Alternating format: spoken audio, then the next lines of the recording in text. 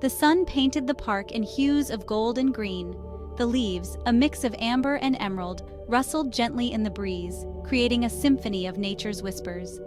The air was crisp, carrying the scent of earth and the faint aroma of blooming chrysanthemums. Children's laughter danced on the gentle breeze. Their joyous cries echoed through the park, mingling with the chirping of birds and the distant hum of city life. It was a scene of pure, unadulterated happiness. It was a perfect autumn afternoon. The sky was a clear cerulean blue with not a cloud in sight. The sun hung low, casting long, soft shadows that added a touch of magic to the already enchanting scenery. Emily, lost in the pages of her book, felt a tap on her shoulder. She looked up, startled. Her book, a well-worn copy of a classic novel, slipped from her hands and landed softly on the ground. She blinked, adjusting her eyes to the sudden interruption. An old woman with kind eyes and a warm smile stood before her. Her silver hair was neatly tied back, and her eyes sparkled with a mixture of wisdom and kindness. She wore a simple yet elegant dress and carried a small, worn-out handbag. I need help. Her voice was soft, almost a whisper, but it carried a weight of desperation that tugged at Emily's heart. A terrible ailment, a cruel twist of fate has left me stranded. The old woman's eyes filled with tears as she spoke, her voice trembling with emotion. She explained that she had been diagnosed with a rare illness, one that had left her weak and unable to carry out even the simplest of tasks. "Could you help me carry my groceries a few blocks?" She gestured to a small cart filled with bags of groceries, her hands shaking slightly. Emily could see the strain in her eyes, the effort it took for her to even stand there and ask for help. Emily, her heart brimming with empathy, readily agreed. She couldn't bear to see the old woman struggle, and she felt a deep sense of duty to help her. She picked up the cart and began to walk alongside the old woman, matching her slow, deliberate pace. She had always been too trusting, a flaw her mother often warned. Her mother's voice echoed in her mind, reminding her to be cautious, to not trust strangers so easily. But Emily couldn't help it. Her heart was too big, her empathy too strong. As they walked, the old woman, Agnes, wove tales of her life. Her voice, though frail, was filled with a rich history, each word painting a vivid picture of her past. She spoke of her childhood, her adventures, and the many people she had met along the way. She spoke of her late husband, a renowned artist, and their once grand home. Her eyes lit up as she described his paintings, the way he captured the beauty of the world on canvas. She reminisced about their travels, the places they had seen, and the love they had shared. Emily, captivated by the stories, felt a pang of sympathy for this seemingly lonely soul. She listened intently, hanging on to every word, feeling a deep connection to Agnes. She could see the pain in her eyes, the loneliness that came from losing someone so dear. She had stumbled upon a kindred spirit, or so she believed. In that moment, Emily felt a bond with Agnes, a connection that transcended age and time. She realized that sometimes the most unexpected encounters could lead to the most meaningful relationships. As they continued their walk, Emily felt a sense of purpose, a feeling that she was exactly where she needed to be. She knew that this chance meeting in the park was not just a coincidence, but a moment of serendipity that would change her life forever. The sun began to set, casting a golden glow over the park. The sky turned shades of pink and orange, and the air grew cooler. Emily and Agnes walked in silence, both lost in their thoughts, but feeling a sense of peace and contentment. They finally reached Agnes's home, a small, cozy cottage nestled among the trees. Emily helped her carry the groceries inside, and Agnes thanked her with a warm smile and a gentle hug. Emily felt a sense of accomplishment, knowing that she had made a difference in someone's life. As Emily walked away from the cottage, she felt a sense of fulfillment. She knew that she had done the right thing, and that this chance meeting in the park had been a blessing in disguise. She smiled to herself, feeling grateful for the opportunity to help someone in need.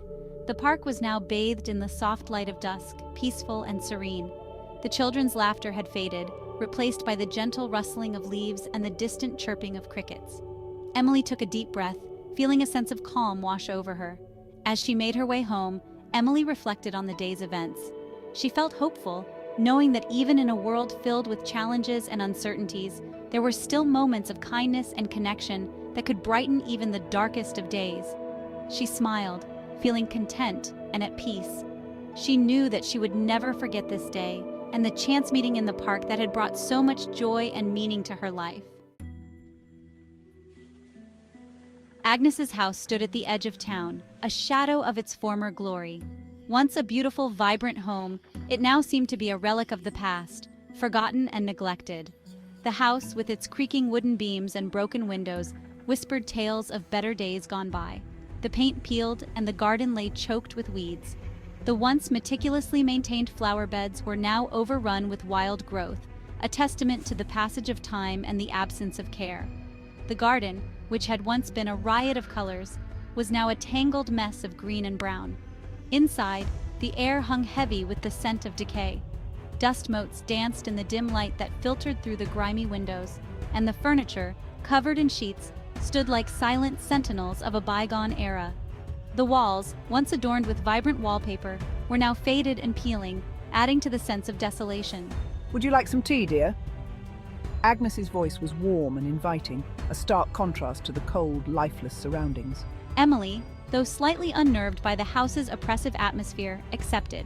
She couldn't help but feel a sense of unease, but Agnes's kind demeanor made it difficult to refuse. She hoped that the tea would provide some comfort in this unsettling environment. The old woman bustled about the kitchen, her movements surprisingly sprightly. Despite her age, Agnes moved with an energy that belied her years, her hands deftly preparing the tea with practiced ease. The clinking of cups and the hiss of the kettle filled the silence, creating a semblance of normalcy. My daughter. She's a successful lawyer, too busy to visit. Agnes's voice held a note of pride, but also a hint of sadness. It was clear that she missed her daughter dearly, and the loneliness weighed heavily on her. Emily listened, her initial unease giving way to pity. She could see the pain in Agnes's eyes, the longing for companionship. It was a feeling she could relate to, having moved to the town recently and not yet made any friends. Agnes, despite her cheerful facade, was clearly a lonely woman, desperate for company. The sadness in her eyes was unmistakable, and Emily felt a pang of sympathy. She wondered how long Agnes had been living like this, isolated and alone. The tea, laced with a strange, bitter aftertaste, settled in Emily's stomach. She took a sip, hoping it would calm her nerves, but the taste was off. It was unlike any tea she had ever had before, and it left a lingering bitterness on her tongue. A wave of dizziness washed over her. She blinked, trying to clear her vision, but the room seemed to spin around her. Her head felt heavy, and she struggled to stay upright. She tried to speak, to ask Agnes about the strange taste, but her words came out slurred. Her tongue felt thick, and she could barely form a coherent sentence.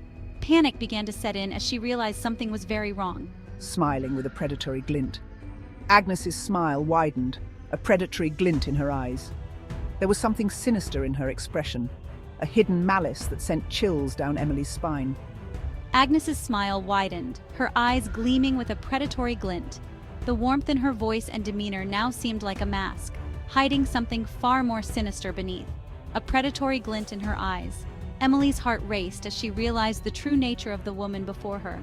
The facade of kindness had been shattered, revealing a darkness that lurked beneath the surface. The room spun, Emily's vision blurred. She tried to stand, to fight off the encroaching darkness, but her limbs felt heavy, unresponsive. Agnes's face, a grotesque mask of triumph, swam into focus. The kind eyes now held a chilling coldness. You're mine now. Agnes hissed, her voice a raspy whisper. She dragged Emily, her body now a dead weight, through a hidden door concealed behind a dusty tapestry. The stairs leading down were steep and narrow, swallowed by an oppressive darkness. The air grew colder as they descended. Emily's heart pounded against her ribs, a frantic drum against the silence. Fear, icy and sharp, pierced through the fog in her mind. She had walked into a nightmare, lured by a web of lies and feigned kindness. The basement was cold, damp, and reeked of mildew. A single bare bulb cast long, dancing shadows on the dirt floor. Agnes flung Emily onto a cot in the corner. She was a bird trapped in a cage, her wings clipped, her spirit broken. Agnes paced before her, a predator admiring her prey.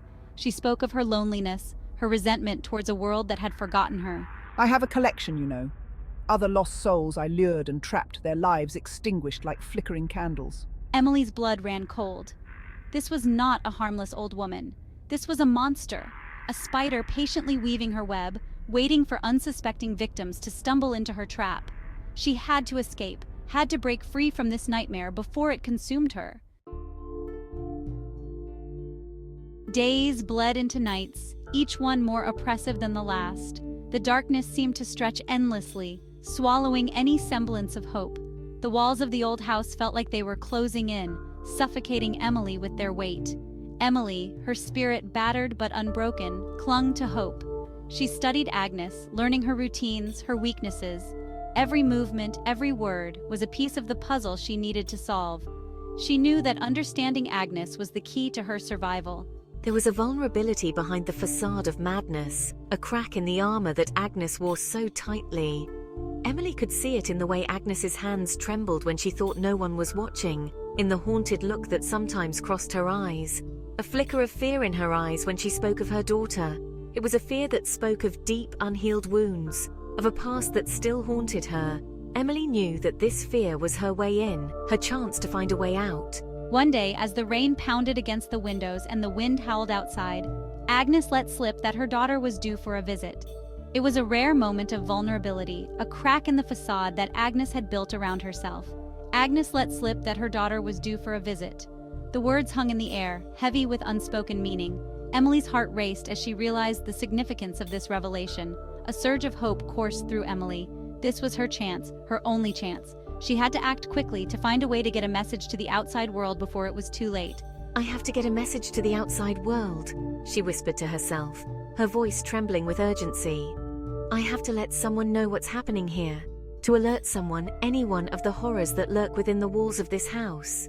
She knew that if she didn't act now, she might never get another chance. Of the horrors that lurk within the walls of this house. The old house, with its creaking floors and shadowy corners, held secrets that were too terrible to imagine. Emily shuddered at the thought of what might happen if she failed. As Agnes slept, her breathing deep and even, Emily knew that this was her moment. She had to move quickly and quietly to avoid waking Agnes and ruining her only chance at escape. Emily, her hands trembling, scrawled a desperate plea for help on a scrap of paper. The words came out in a rush, her fear and desperation spilling onto the page. She wrote of the horrors she had witnessed, of the danger she was in, and of her desperate need for rescue. She hid the note, her heart pounding, praying that it would reach the right hands, that someone would find it and come to her aid. She knew that this was a long shot, but it was the only hope she had left, praying that her message wouldn't be lost in the darkness that seemed to swallow everything, that threatened to consume her hope and her sanity. But even in the darkest moments, Emily held on to a glimmer of hope, a belief that somehow, some way, she would find a way out.